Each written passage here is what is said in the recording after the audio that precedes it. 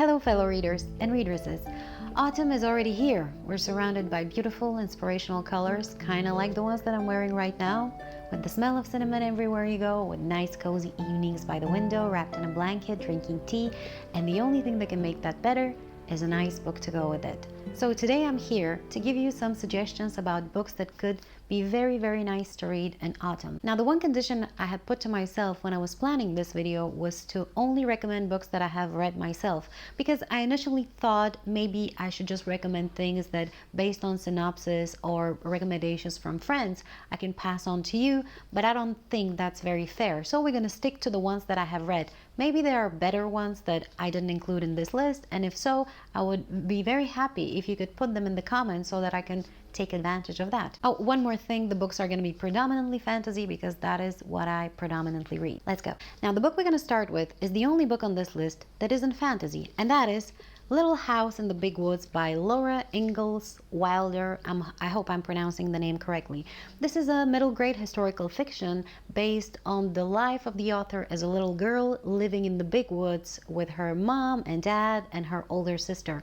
It's a slice of life kind of story, probably the most comforting read I can think of as of now. It goes through all the seasons of the year and all the activities that are related to each and every season, what the family needs to do in order to ensure that they don't starve and they don't freeze, and the chores that the little girls need to do every single day, and how in order to have a quilt, for example, you need to sew it together, and all of those things, like how they appreciate every single little possession that they have. It's just such a lovely, lovely, cozy story. I highly recommend it. And you know what? You don't have to be a kid to enjoy this, but if you have kids, I believe it would be nice to read it to them. It represents such a different life from what we're used to nowadays, and I absolutely adored that. Next on the list, we're going to switch gears and move on to young adult fantasy with Vespertine by Margaret Rogerson. I read this book a few months ago, and I wish I had read it in autumn, although it didn't stop me from enjoying it very, very much.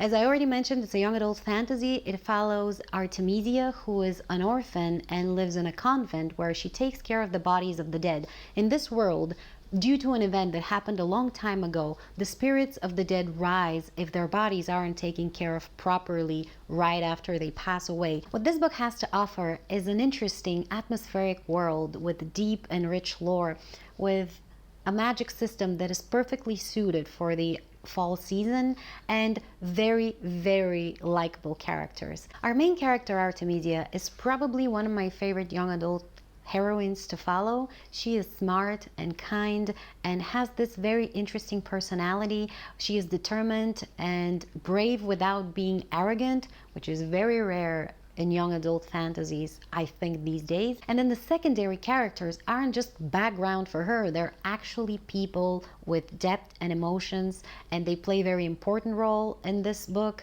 and shine on their own. I very, very much enjoyed it. Highly, highly recommend for the autumn season. We're going to continue with an adult fantasy novella for people who love shorter books and some very dark themes, and that is Breach of Peace by Daniel B. Greene. Daniel Greene is a booktuber himself. If you haven't watched them, I am wondering how that happened, and you should. He self-published this book either in 2020 or 2021, I'm not entirely sure. I picked it up on a whim because I like him and I like his channel, and I decided to give it a try last year, and I very, very much enjoyed it. The world is very dark and atmospheric. We have a sort of an empire which is ruled by a god. As far as I remember, it's been a year since I read it, but this god is putting the law, and the law is being observed by a police that is beholden to this god. We follow three main characters which are part of the police force in this world, and they're investigating some very, very gruesome murders in the beginning of the book. I'm not gonna say anything more because it's fairly short, and I think you should give it a try. It's very, very interesting. I love this dark world, this gruesomeness.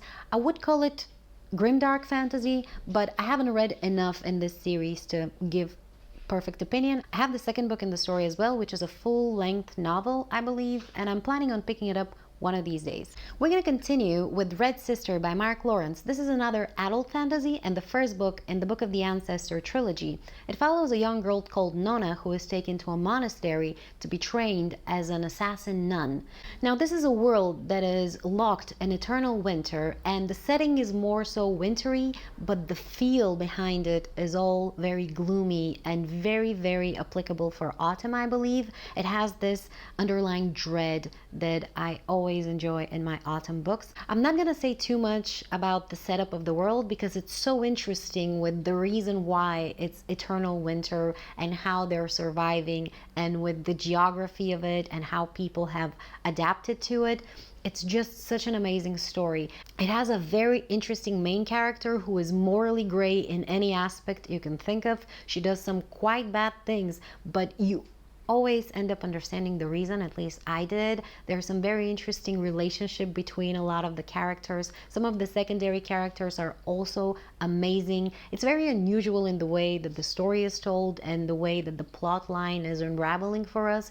Highly recommend. I think you will have a great time with this one. Next we have Stormfront by Jim Butcher. This is an adult urban fantasy and the first book in the Dresden Files series. It follows Harry Dresden, who is a wizard detective who helps the police solve cases of magical nature rather.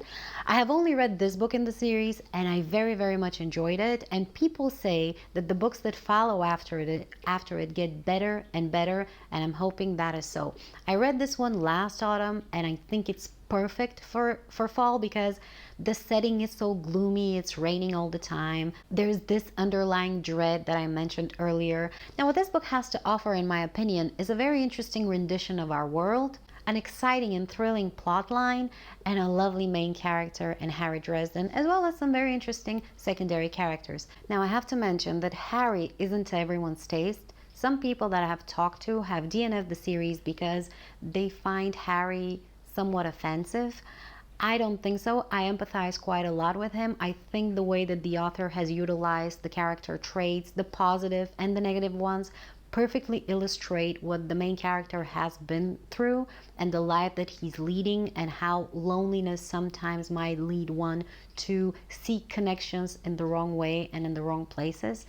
I love this character. I think he is surprisingly multi-layered for what I expected, and I'm very excited to continue with the series. I think every single book is kind of like of this series is kind of like a villain of the day, but there is an overall encompassing arc besides that I'm very excited about, and later on in the series the books get more and more epic, but this one is a quick and easy, nice, thrilling read that I think would be great for fall for everybody. Next we have a very interesting book, and that is Gallant by V.E. Schwab. This is a middle grade mystery / horror book, and I got it in my Illumicrate box for July maybe or June, I don't remember anymore. I read it 2 months ago and I absolutely loved it. We follow this little girl that lives in an orphanage, and all she has left from her parents is her mom's diary, where she sees how her mom's mental state progresses to more and more disturbed one. One day she receives a letter from her uncle who invites her and begs her to come back to their family estate, Gallant. Now the problem is that in her mom's diary, her mom says that she will be safe as long as she stays away from Gallant. Now the story picks up from there, and I'm not gonna say anymore because the book is fairly short, and I think you should go as blind as you can in it. The book is disturbing in a very interesting way, and I found the story so gripping, so compelling. I couldn't stop reading it once I picked it up. I think our main character is very, very interesting, but not just that. We have even the secondary characters with a lot of depth and personality. The storyline is so unique, and the world building is just phenomenal. And the way that this book ended really, really hit me, and I absolutely loved it. The entirety of this book screams dread, and I think it's perfect to read around Halloween or in a dark, cold night.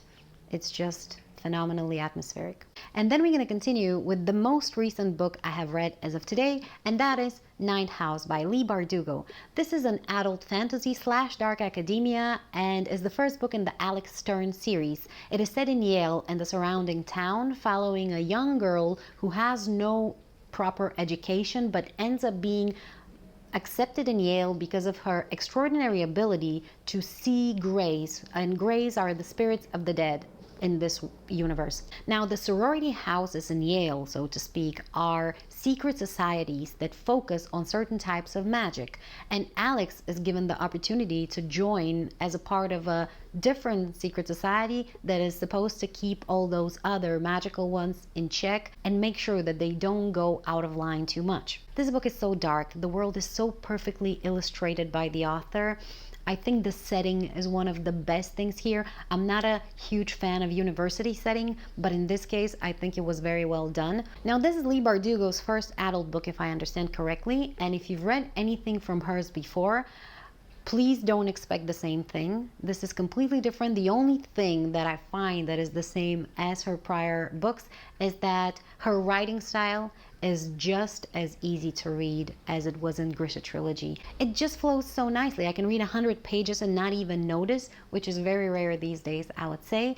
Love her writing style. What I think this book has to offer that is phenomenal, except for the atmosphere, is the interesting way that the story is told. The story is told in two different timelines and from two different points of view, and I think that it makes a lot of sense that it was done this way.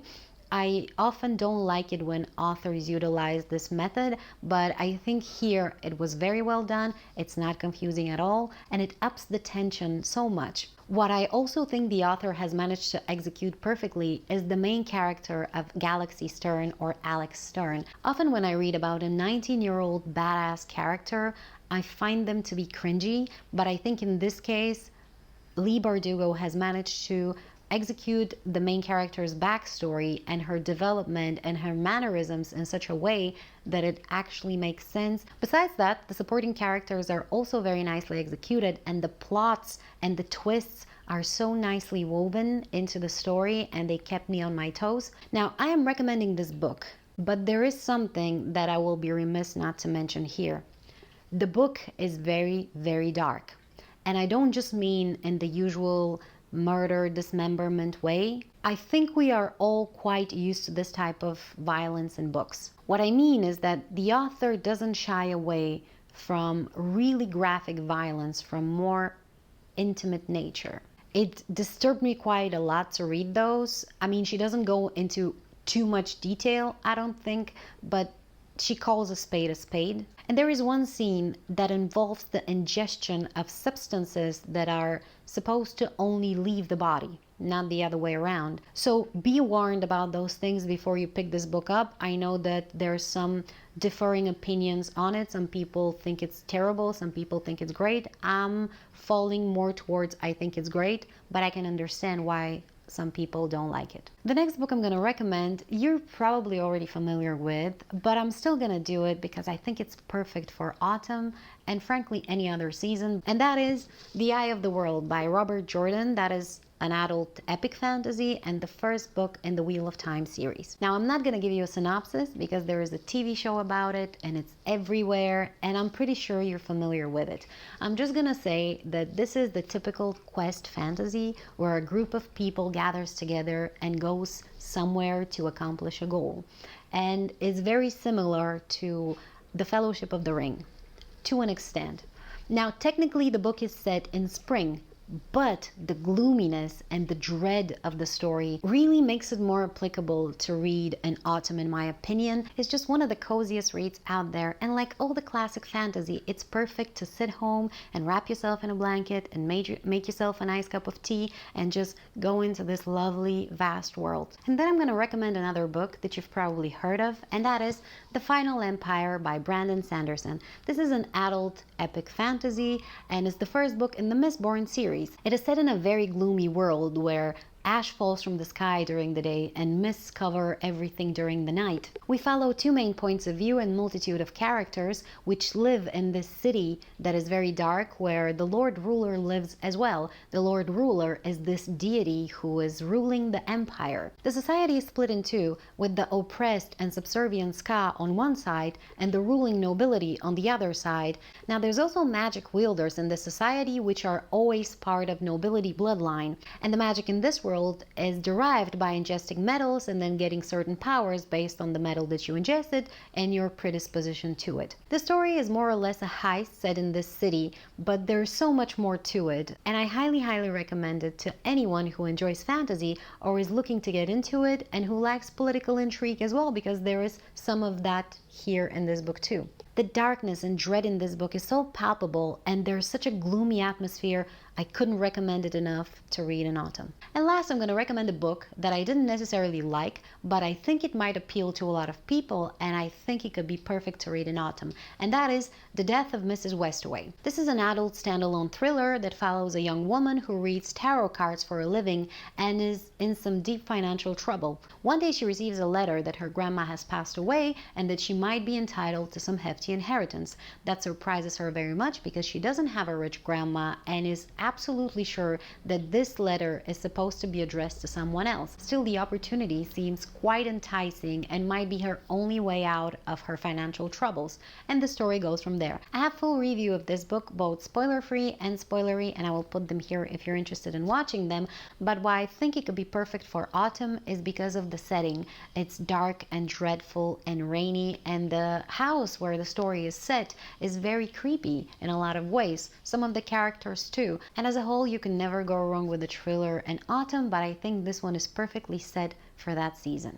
And that's gonna do it for today's video. I was thinking of doing some honorable mentions of other books that are rather obvious, like the Harry Potter series, which is very applicable for autumn because it's school time and it's a school setting, but I think you can read that series at any time of the year, and I don't think you need my recommendation to do so. So let me know, have you read these books? Are you planning to read them? What are you planning to read? And what do you think are some great recommendations for books to be read in autumn? I would be very curious to hear. Thank you so much for watching. I wish you all a great day, and I will see you soon in the next video.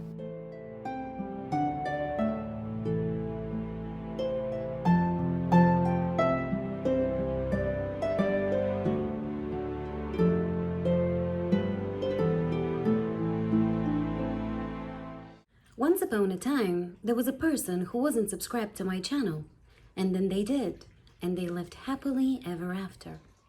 This could be you.